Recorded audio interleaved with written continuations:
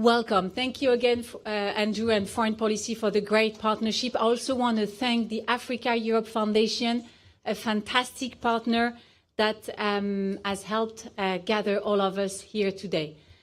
So we come together as a group of scientists, policymakers, agenda setters, community advocates with one common goal, and that is to support those living on the front lines of the climate crisis.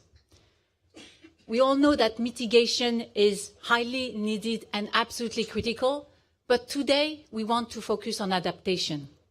We want to focus on adaptation because with 3.5 billion people already living in highly vulnerable areas to climate change, this is not a future problem. It is happening now. Just close your eyes for a second and picture the husbands, wives, mothers, sisters, brothers who have lost a loved one during the Sahel floods just now, or during the Hajj pilgrimage in Saudi Arabia. Just this year alone, 2 billion people have been living with 30 days or more of extreme heat.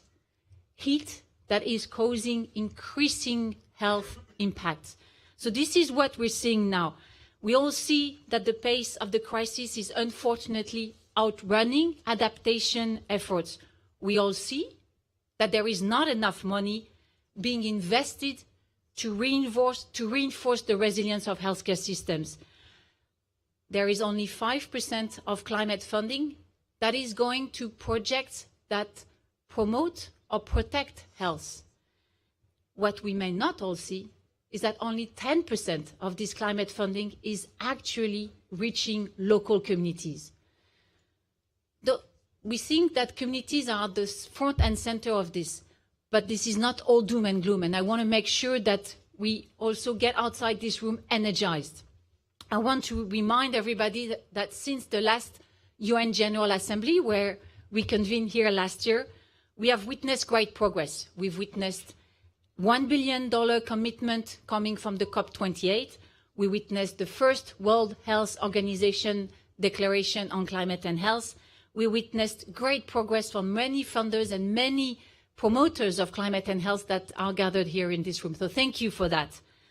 But we thought, okay, what else can we be doing and how can we move together? So we commissioned new research. And this research that is just out today is showing that 91% of global citizens want more action from their leaders on climate and health. And 9 out of 10 global citizens believe that more investment is needed to protect people from its effects. People are right. The local communities are not seeing the money coming fast enough. The global commitments that I've just alluded to need to be seen in practice now.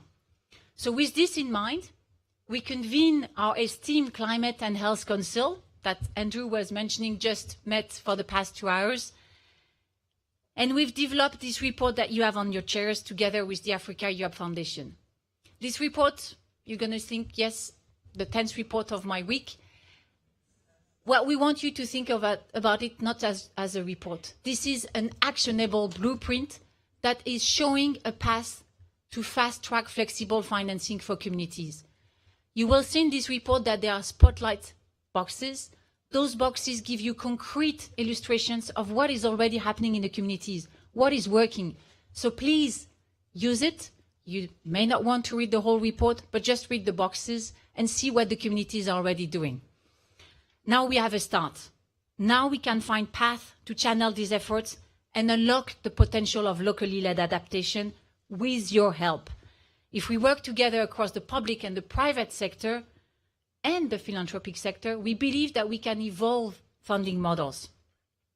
So these solutions require a full systems approach. They require more health integrated planning. They require a lot of long-term thinking. Yes, we know that. But at the same time, we can't let perfect be the enemy of the good. So with this in mind, I'm sure that our dialogue will inspire agency, action, and investment for the communities that we all serve, because it's time to adapt. It's time to turn action to get to hope.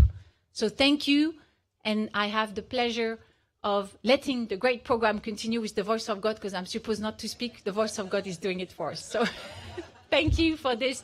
Thank you for being here. Let's keep working together.